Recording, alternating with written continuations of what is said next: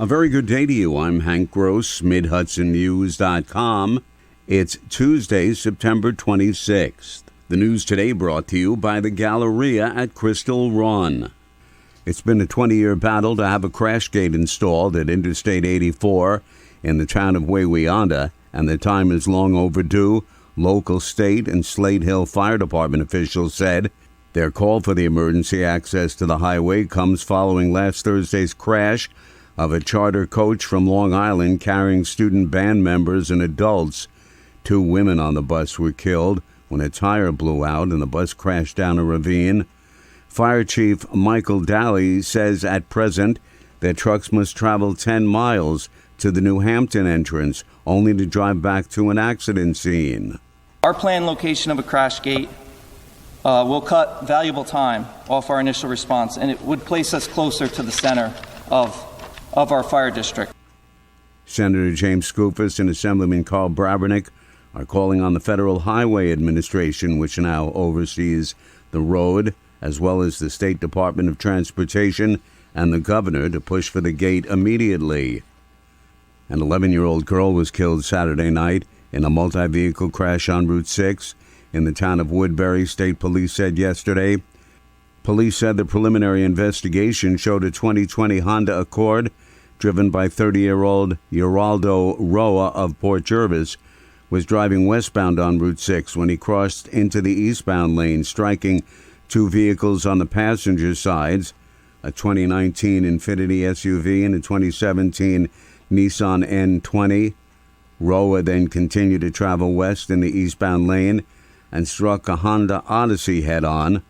Roa and the child passenger were transported by ambulance to Garnet Health Medical Center in the town of Wallkill, where the child was pronounced dead. Roa sustained facial injuries, broken bones, and possible internal injuries.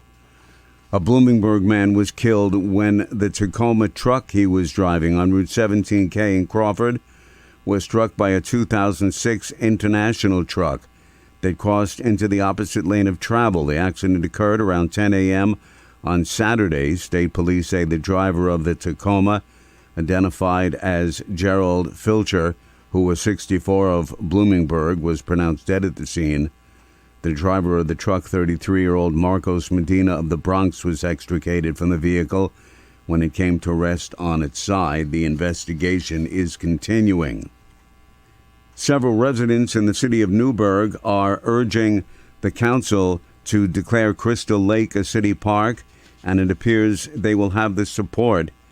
Councilwoman Ramona Monteverde spoke highly of the idea at last night's meeting. It is incredible, the fact that we have this great opportunity to do that, provide green space.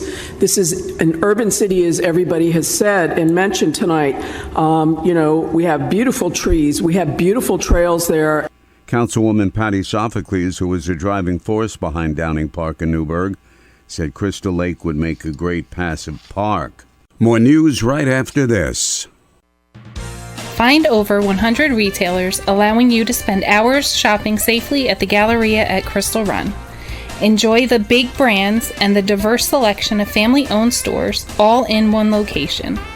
The Galleria at Crystal Run offers dining options for everyone with Fuji 110 Grill, Allen's Mediterranean Grill, and Peru Cuisine.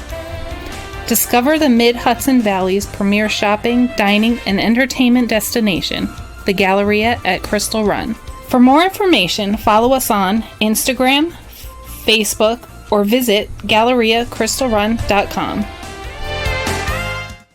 Members of the Ulster County Sheriff's Office have arrested Tabitha Rogers, who's 25, of Howes Cave, and 20-year-old Justin Wainwright of Gilboa.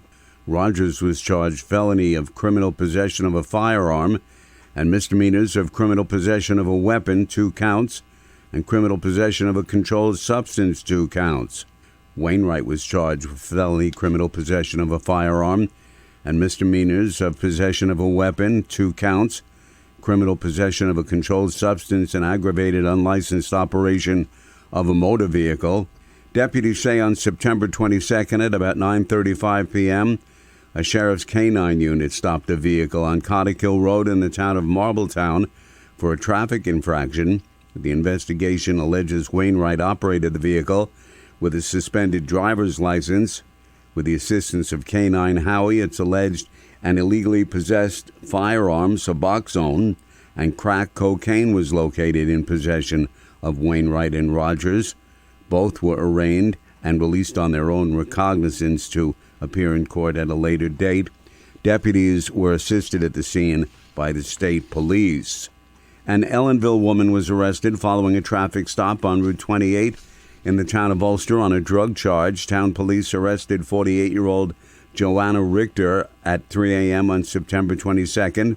Officers found she was in possession of a white powdery substance that later field tested positive for cocaine. She was charged with misdemeanor drug possession and released on an appearance ticket pending a future court appearance. An inmate at Greenhaven Correctional Facility had years added to his sentence Monday after pleading guilty to assaulting a corrections officer. Since the attack that rendered the officer unconscious in April 2021, the inmate was transferred to Clinton Correctional Facility. Dutchess County Assistant District Attorney Lila Gebru said that 52-year-old inmate Edward Samuel has violent tendencies and asked Dutchess County Court Judge Edward McLaughlin to classify Samuel as a 2-time predicate felony offender.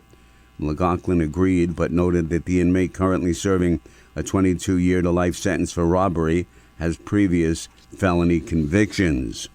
Environmental groups are claiming victory after a recent court decision reversing a Town of Dover Planning Board approval for an electricity substation to be constructed in eastern Dutchess County. Transco has been trying to construct the substation known as Phase Angle Regulator on Route 22 in Dover. The Transco site is adjacent to a portion of the Great Swamp, a National Historic Landmark. The site had been used as a junkyard for 2 decades before Transco's interest in the parcel. The state police have announced the applications to take the trooper entrance exam are now over 10,000. Applications opened on July 1st with the deadline to apply on October 1st. I'm Hank Gross, MidHudsonNews.com. The news today brought to you by the Galleria at Crystal Run.